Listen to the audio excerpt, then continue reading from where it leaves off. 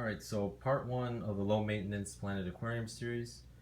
We're going to be talking about the equipment, so let's start off with the physical tank itself. This is a 12-gallon cube, so it's equal on all sides.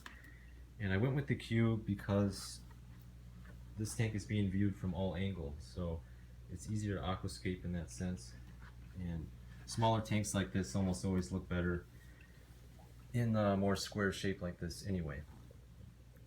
I would recommend something around the 10 to 12 gallon range when you're setting up a tank like this as well, just because it's going to be easier to take care of, lower financial investment, and it takes up much less space. Now you can also notice that this is a rimless tank. You don't have to get rimless tanks. They're a little more expensive, but in this case it's a smaller tank, so you may be able to afford it. I do recommend them because they always look better than the ones with the rim. Now let's move to the filter. This is a Finex PX360. It's rated up to 25 gallons. It's like a miniature canister filter. You can actually hang this on the side of the tank or set it on the table like I have here.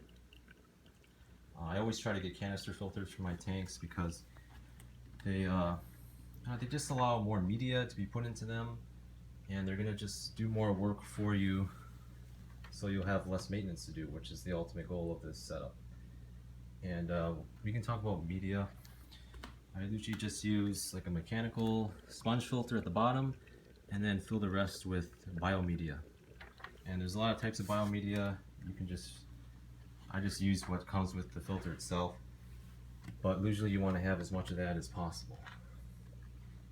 So now let's move to the light. This is a Finex Planet Plus. It's the light I use on all my tanks. I've never used any other LED light, so I can't really compare it, but it's always worked well for me. You can see the white and the red LEDs there.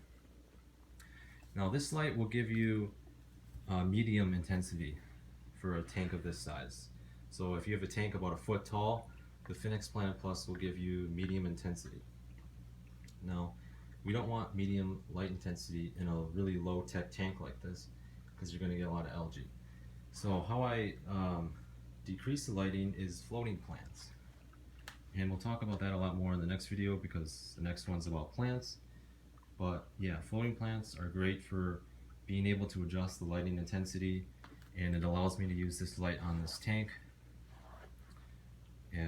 while keeping the lighting low enough so we don't have any problems inside. So yeah, that's about it for the equipment. Let me know if you have any questions, and we'll see you in the next video.